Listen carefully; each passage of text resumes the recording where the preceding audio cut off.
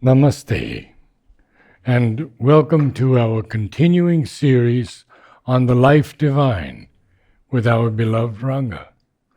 We are on page 378, still on Brahman Purusha Ishvara. The sentence begins with, the being can have three different states in its consciousness. The being can have three different states of its consciousness with regard to its own eternity. The first is that in which there is the immobile status of the self in its essential existence, self-absorbed or self-conscious. But in either case, without development of consciousness in movement or happening. This is what we distinguish as its timeless eternity. The second is its whole consciousness of the successive relations of all things belonging to a destined or an actually proceeding manifestation, in which what we call past, present and future stand together as if in a map or settled design, or very much as an artist or a painter or architect might hold all the detail of his work viewed as a whole, intended or reviewed in his mind or arranged in a plan for execution. This is a stable status or simultaneous integrality of time. This seeing of time is not at all part of our normal awareness of events as they happen, though our view of the past, because it is already known and can be regarded in the whole, may put on something of this character. But we know that this consciousness exists because it is possible in an exceptional state to enter into and see things from the viewpoint of the simultaneity of time vision. The third status is that of a processive movement of consciousness force, and its successive working out of what has been seen by it in the static vision of the eternal. This is a time movement. But it is in one and the same eternity that this triple status exists and the movement takes place. There are not really two eternities, one an eternity of status, another an eternity of movement. But there are different statuses or positions taken by the consciousness with regard to the one eternity. For it can see the whole time development from outside or from above the movement. It can take a stable position within the movement and see the before and the after in a fixed, determined or destined succession. Or it can take instead a mobile position in the movement, itself move with it from moment to moment and see all that has happened receding back into the past and all that has to happen coming towards it from the future. Or else it may concentrate on the moment it occupies and see nothing but what is in that moment and immediately around or behind it. All these positions can be taken by the being of the infinite in a simultaneous vision or experience. It can see time from above and inside time, exceeding it and not within it. It can see the timeless, develop the time movement without ceasing to be timeless. It can embrace the whole movement in a static and dynamic vision and put out at the same time something of itself in the moment vision. This simultaneity may seem to the finite consciousness tied to the moment vision, a magic of the infinite, a magic of Maya, to its own way of perception, which needs to limit, to envisage one's status only at a time in order to harmonize, it would give a sense of confused and inconsistent unreality. But to an infinite consciousness, such an integral simultaneity of vision and experience would be perfectly logical and consistent. All could be elements of a whole vision capable of being closely related together in a harmonious arrangement. A multiplicity of view, bringing out the unity of the thing seen, a diverse presentation of concomitant aspects of the one reality. This is a fantastically difficult passage, and we have, because he has got all this, all that, both this, and seeing time in time, seeing time outside time, all sorts of movements are there.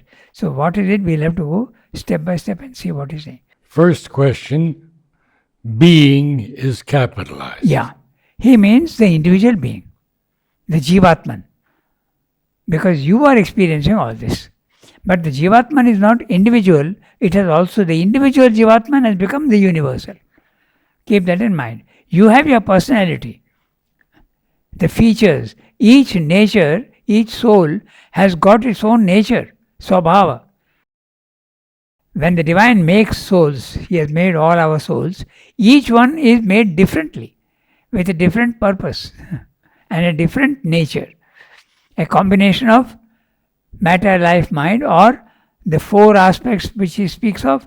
If you reduce all these infinite natures, they basically come down to four. The aspect of knowledge, the aspect of bravery and courage and action, the aspect of splendor, beauty, wealth, and the aspect of humility, service. These are the four, corresponding to the four castes. There is a combination of all these infinite possibilities. But if you don't be too finicky and too particular, and you don't want to split up everything, but break it down to the basic four, these are the four natures. The Jivatman is, yes, it is above the head, it is not above the head, it is outside the body, mind, life. It's outside the body, mind, life, but it also, you are identifying yourself with the Jivatman. The ego is the shadow of the Jivatman. It's a shadow. Your sense of personality, I am somebody different from everybody else. It is true that you are different, but not in the sense you are seeing as separate from everybody else. You are a center with your own personality, but you are aware of everything. That is the Jivatman.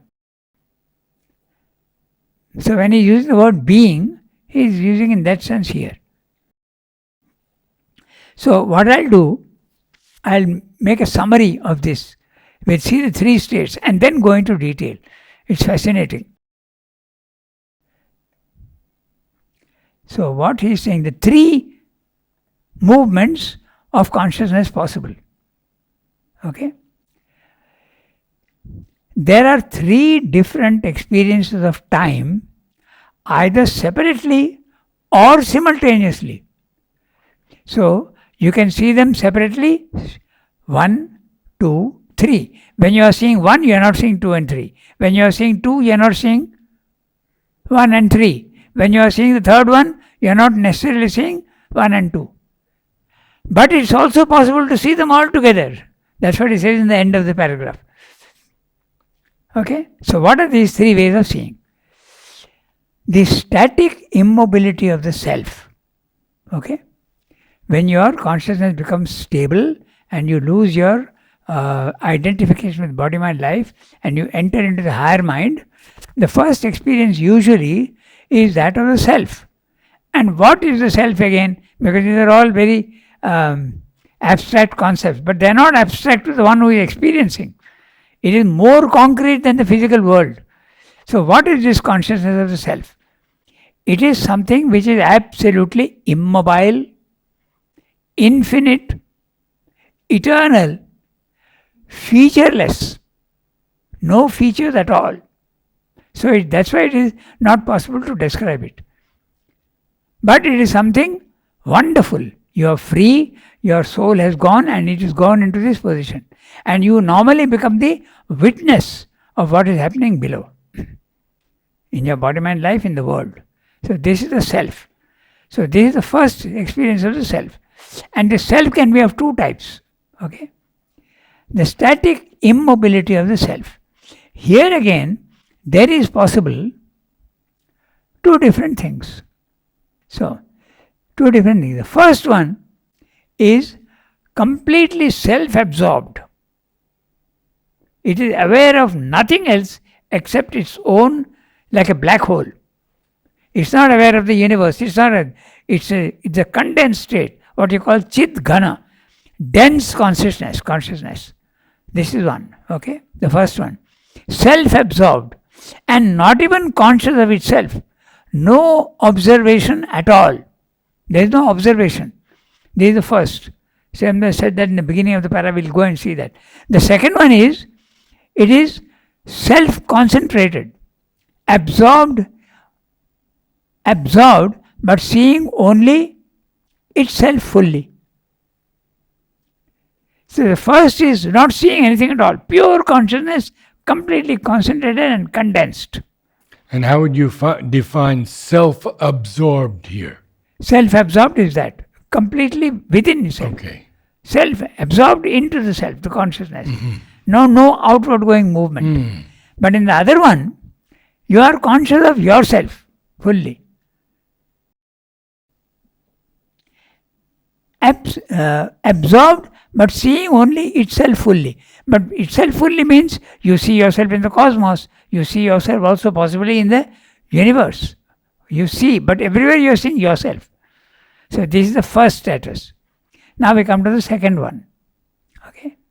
In both, there is no awareness of any movement or deployment of outward going consciousness. The self, there is no movement going out. You are just static. All the movement is down below, not proceeding from you. But there is another experience where you see that it is a silence that is creating the universe. That's a different one.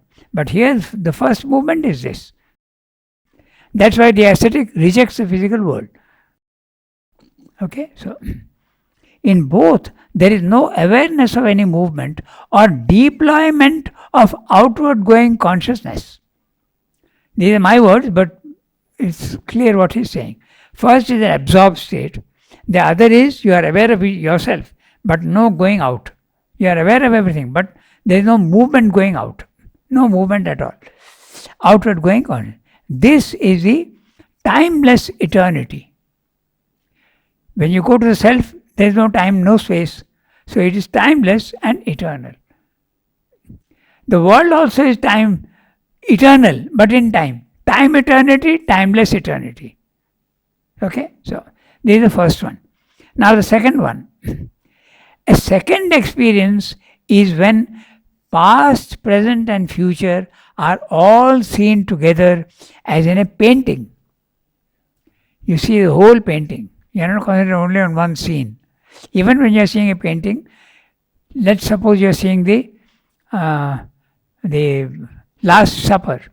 Okay, Christ. You either see Christ or you see somebody else or you see this or you see Peter or whatever. You see different. But you are seeing the whole thing together. You are seeing past, present, future as in a painting.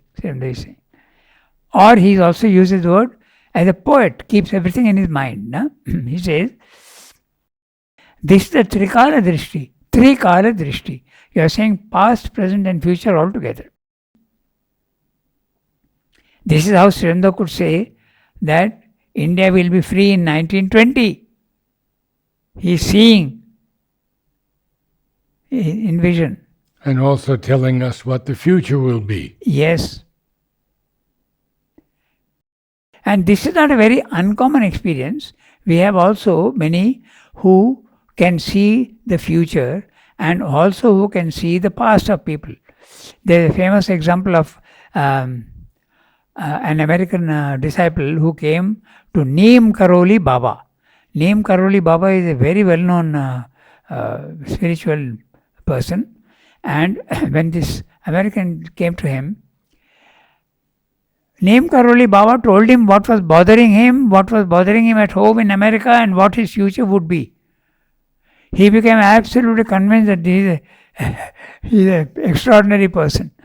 And he took on the name of Ramdas. I think he's still living. And he started spreading the Neem Karoli yes, Baba's. yes. His name is Ramdas. He's an American. Well, no, he's written some books also. Yes, plenty of books. So he could say that, okay? So many things can be said. Even at a much grosser level also, there are people who have been saying so many, it's very interesting. I'm just mentioning because it's interesting to know all these things. Then it becomes concrete. There was one, in Indira Gandhi's time, there was a person who had some amount of experience. His name was Chandra Swami. Okay? Natwar Singh was a ambassador in America. In Britain. And Margaret Thatcher was not yet the Prime Minister in UK. Okay? So this Chandra Swami had gone to London and he met Natwar Singh, who was the ambassador. Or I think they call them the High Commissioner. In UK, I think they call them High Commissioner. So he told him, why don't you arrange a meeting with Margaret Thatcher? So he said, but why? No, I want to see her. So Natwar Singh approached her and told her that there is a person who is like that from India. He is some sort of a spiritual guru and he would like to see you. And no, I'm not interested in all this guru puru and all that. Why should I waste my time with these people? He just convinced her and said, spend 15-20 minutes with her and then with him and see what happens. So he met Margaret Thatcher. And he told her, you are going to be Prime Minister for 11 years. She was not Prime Minister then. Okay? And he told her this.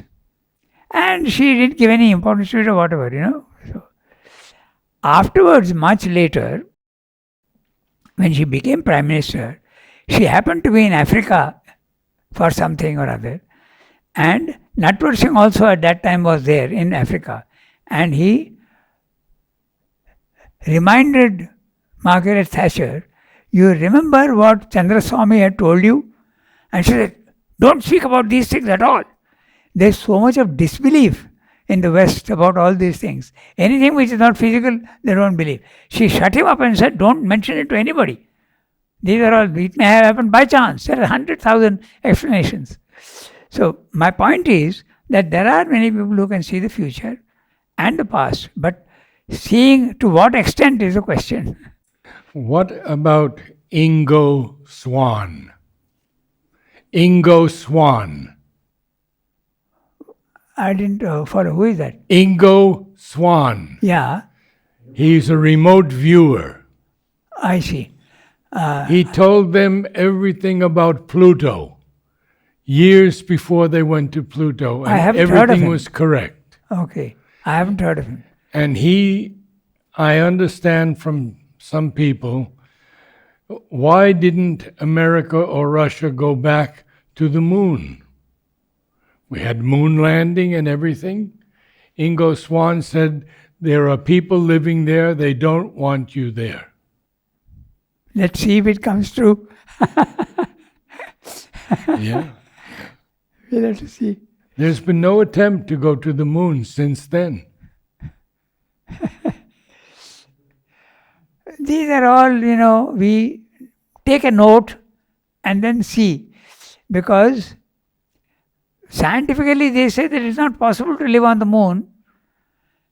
But maybe they have adjusted, the body has adjusted to the conditions there, it's possible. We don't know. And of course, Edgar Cayce you've spoken about. Edgar Cayce. Yeah, I know. He had seen so much. Yeah. His was not the self, but his experience was that of the intraconscient.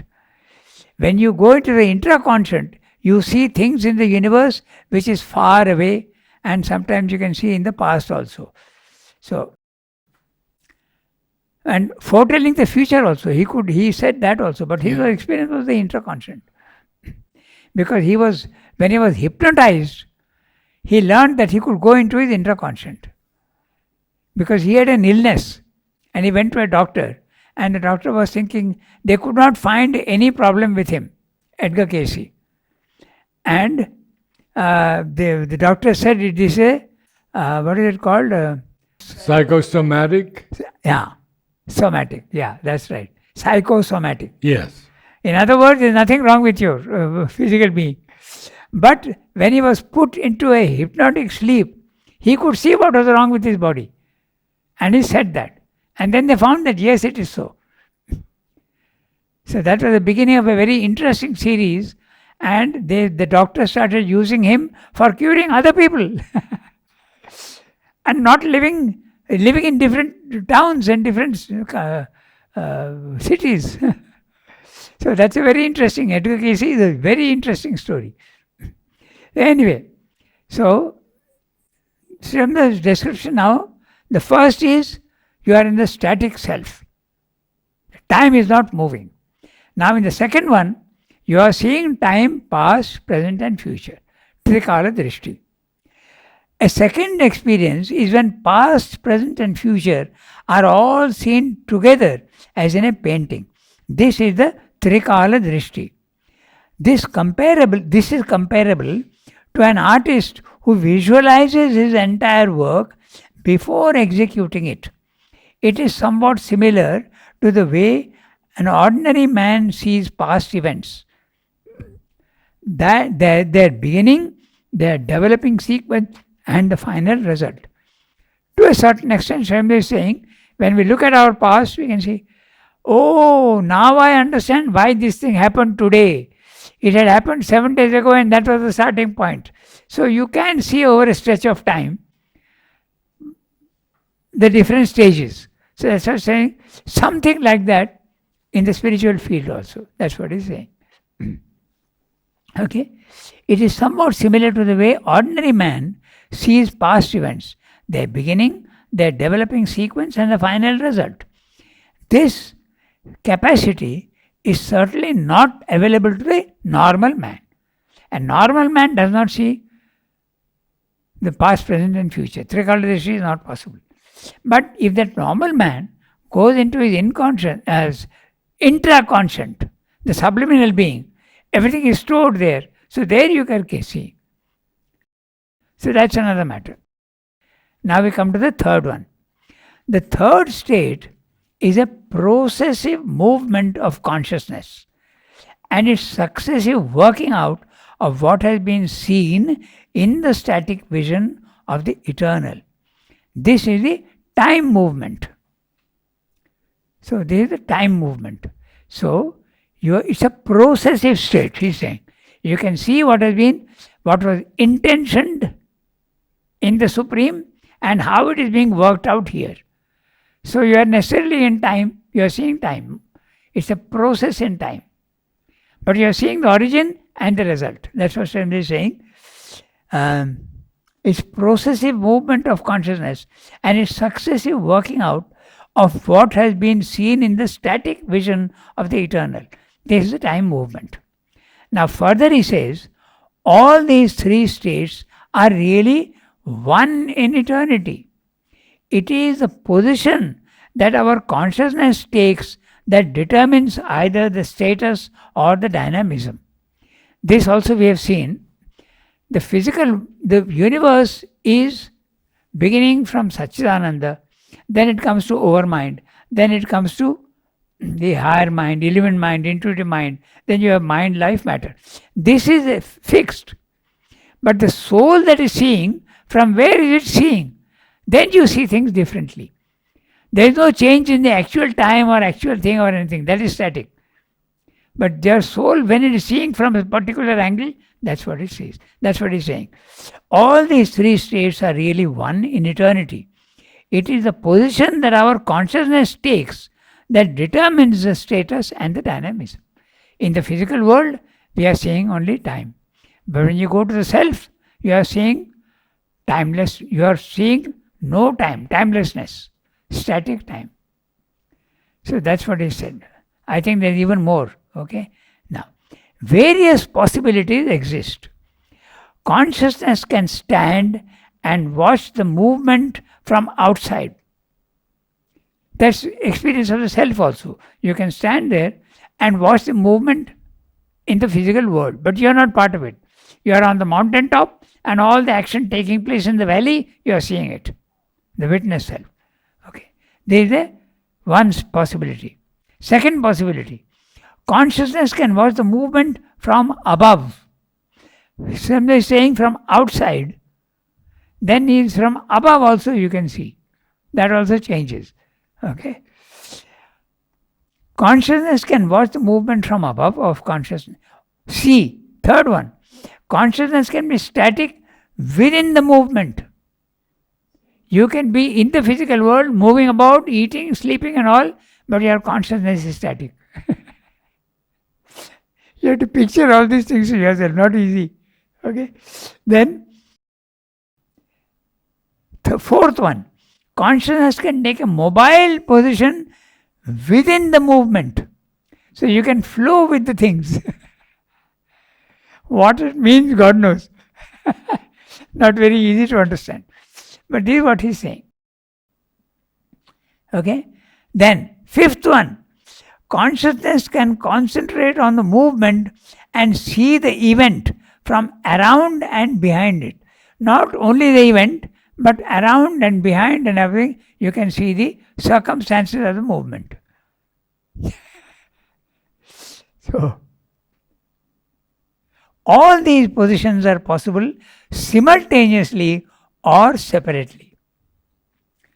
Another thing, consciousness can see the movement from above, consciousness can see the movement from within, consciousness can, itself being timeless, see the development of the event.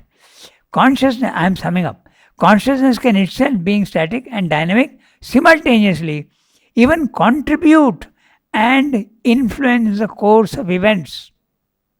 Sri Aurobindo in Second World War, his consciousness is static, but he is seeing the movement and contributing to it. He is making sure that in Dunkirk, all the 300,000 soldiers escape. See what he is saying? Consciousness can, being static and dynamic simultaneously, even contribute and influence to the course of the event. Very clear what he is saying.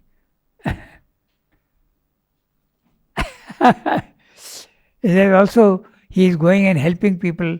The same thing also applies to John Kelly. Oh, yeah. And that other one, Silvio Crasionas. Right. So this would apply to them. Okay, so then all this is again the magic and the logic of the infinite. So this is what he said in the para. Now, I've given it in my own words. I think it becomes a little clearer because the language is extremely global and complex. So we miss some things. So I stress some things, and this is what he is saying. I have not changed anything. I am saying exactly what he has said, but in different words. Okay. Now when you read the text, it will be clearer. Okay. So, I am reading each sentence. Okay. The being can have three different states of its consciousness with regard to its own eternity. Now note that. All these experiences are possible. You are always in eternity and experiencing different things. You are not in your body-mind life. You are in the eternal. These experiences are possible from the eternal. Not when you are in your body-mind life. To its own eternity. The first is that in which there is the immobile status of the self in its essential existence. Self-absorbed or self-conscious. That's why I said two. Self-absorbed, it is absorbed only, it knows only itself. Or it is conscious of itself. In the self-absorbed, it is not conscious of itself.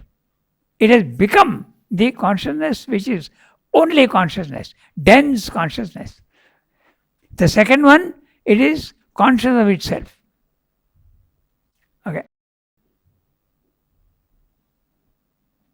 Then, in fact, all these have been experienced by yogis, and there are different types of samadhis also described. Samprajnata samadhi, asamprajnata samadhi, there are all sorts of, these things are all very well explored in the Indian systems. So, self-absorbed or self-conscious. But in either case, without development of consciousness in movement or happening.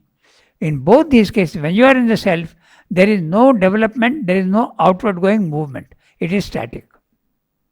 There is another experience where you see that the silence is itself permitting the movement. But in this experience, it is not like that. You are static. Okay? So, or in either case, without development of consciousness in movement or happening. This is what we distinguish as its timeless eternity. The eternity which is outside time. There is an eternity in time. The world is eternal, but in time. That is timeless.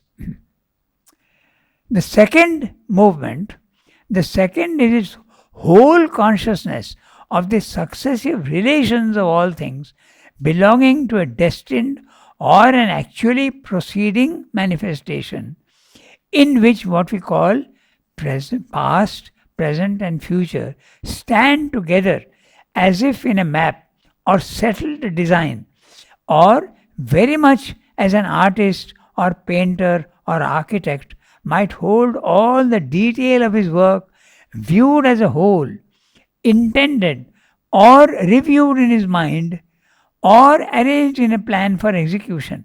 Here also there are three things. First of all, it's only the intention. The second is reviewed in his mind. Third, arranged for a plan for execution. So there also there are three stages. Even in the planning there are three stages. So,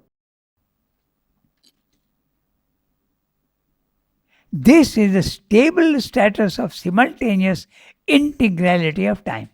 It's a stable status. Your consciousness is stable, but you are seeing past, present and future. Like in a map. Okay. This seeing of time is not at all part of our normal awareness of events as they happen, though our view of the past, because it is already known and can be regarded in the whole, may put on something of this character. That's what we described. When you look backwards, you can see the connection of events. You can see that. Huh? You have seen something yesterday which was puzzling you, and then when something is revealed to you, you know that, oh, this was the cause. When you see something and you connect it with the past. This is often what happens in spiritual life also. All the events that are happening to you now, okay, maybe you have had a very tragic experience and you are puzzled about it.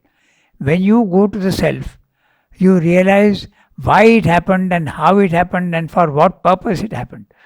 So, that's what he's saying. This seeing of time is not at all part of our normal awareness of events as they happen, though our view of the past, because it's already known and can be regarded in the whole, may put on something of this character. But we know that this consciousness exists because it is possible in an exceptional state to enter into it and see things from the viewpoint of the simultaneity of time vision. So this is the Trikala Drishti, seeing past, present, future. What state would that be? Because he says,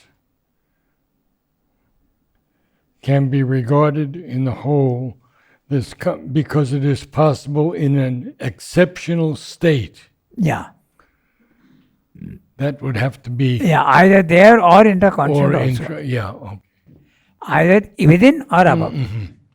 The third status is that of a processive movement of consciousness force and its successive working out of what has been seen by it in the static vision of the eternal. So, you are seeing what has been planned and how it is being worked out. But your consciousness is static. But you are seeing this. You are seeing the origin of the movement, you are seeing the development of the movement. Okay? So But you're not involved in the movement? that comes later on. Ah, That's another case. So because many. when he said processive movement, Yes, that's right. The third status is that of a processive movement. There is a process, movement of conscious force, and its successive working out of what has been seen by it in the static vision of the eternal. This is the time movement. Because you are seeing the whole process. What was happening and what is happening now. Okay. What was planned and what's happening now. But this is the time movement. But it is in one and the same eternity that this triple status exists and the movement takes place. There are not really two eternities. One, an eternity of status, another, an eternity of movement. But there are different statuses and positions taken by consciousness with regard to the one eternity. That's what I said. The eternity is one. But depending on which place you are seeing consciousness, your view of things changes. With regard to one eternity. For it can see the whole time development from outside or from above the movement. Now, these are all the different cases that we are going to come. So first is, for it can see the whole time development from outside or from above. From outside, probably what it means is in the cosmos, and from above in the spiritual planes of consciousness. But in any case, you are not identified with your body-mind life. You are up. All these movements are regarding your own eternity, he said that very clearly. So, for it can see the whole time movement development from outside or from above the movement. It can take a stable position within the movement. You are in the movement in the physical world, your consciousness is stable. And you are watching all the participating in it. Within the movement, and see the before and the after in a fixed, determined, or destined succession. fixed, determined, or destined. Yeah. I give you one example. One day, mother was seeing all our hands. When we were kids, she started seeing all our hands. Okay, everybody's hand she saw. She saw Tara's hand also. And she didn't say anything, and she had a serious look, and she abruptly turned aside. Then afterwards, Tara caught her and asked her that, why did you... I'm saying this because she herself has said that publicly. Mm-hmm. We were about 20 people and she revealed this to us. And mother said, your lifeline is very short. But she is a divine mother. She has also the capacity to change the destiny. And that's what she did. Tara is still living and winning award after award. She has got several awards now, Padma Shri and whatnot, and something else also in the field of education. So, this is another. So, now look what Sandra is saying. It can take a stable position within the movement and see the before and the after in a fixed, determined, and destined succession. So, she is seeing the destined succession. Okay? So, or it can take instead a mobile position in the movement, itself move with it from moment to moment and see all that has happened receding back into the past and all that has to happen coming towards it from the future. Now, this is a little difficult to understand. He's saying you are with the movement and you are seeing from where it has come and where it is going. You understand it in any way you want. Okay? Or it can take instead a mobile position in the movement. That means you are not static anymore. You are mobile in the movement. Itself move with it from moment to moment and see all that has happened receding back into the past and all that has to happen coming towards it from the future. Or else it may concentrate on the moment it occupies and see nothing but what is in that moment and immediately around and behind it. In other words, an event has happened and you are looking at the event, seeing its cause, seeing its effect, and seeing what is behind it, how it happened, around it and behind it, and only that, nothing else. No process. You can see the process, but this is no process. You are just seeing the event.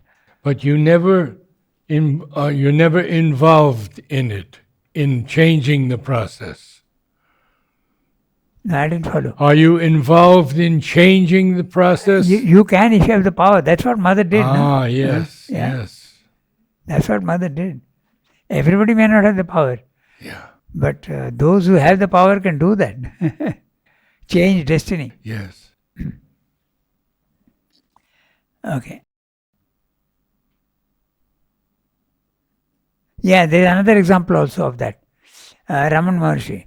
There was a couple who were quite old. They were about 40 years old. They had got married from a long time, but they had no children.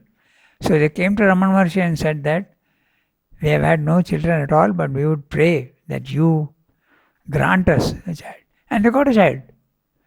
So Raman Maharshi also had the capacity to alter the destiny. Okay, you can see that.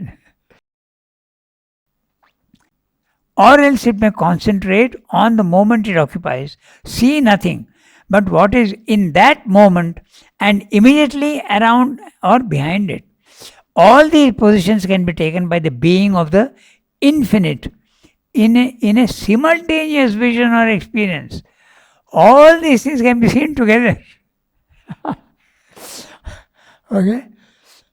It can see time from above and inside time, exceeding it and not within it. It can see the timeless, develop the time movement without ceasing to be timeless. It can embrace the whole movement in a static and dynamic vision and put out at the same time something of itself into the moment vision. Now that's exactly what Srendo is doing. You are seeing and you are putting something of yourself into that. So you are changing destiny for many people. That the best example is John Kelly. Yeah. Also, Silvio Crasionas and the Dunkirk fact. Okay, so at the same time, something was in the. This simultaneity may seem to the finite consciousness tied to the moment vision a magic of the infinite, a magic of Maya, to its own way of perception, which needs to limit to envisage one status only at a time in order to harmonize. It would give a sense of confused and inconsistent reality. So if you are in a normal consciousness and this happens to you, you will be totally confused. That's what he's saying. Naturally, Yeah. you are in. We are now in this class and we know that we are in this moment. But if everything comes to you, past, present, future, then there will be total confusion in the mind. That's what he's saying. But to a sense of confusion, but to an infinite consciousness, such an integral simultaneity of vision and experience would be perfectly logical and consistent. All could be elements of a whole vision capable of being closely related together in harmonious arrangement, a multiplicity of view, bringing out the unity of the thing seen, a diverse presentation or concomitant aspects of the one reality. Mind-boggling. Yes. So understand it any way you want, but this is what he's saying. Thank you.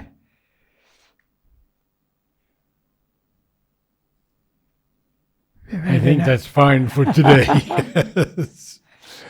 Namaste all.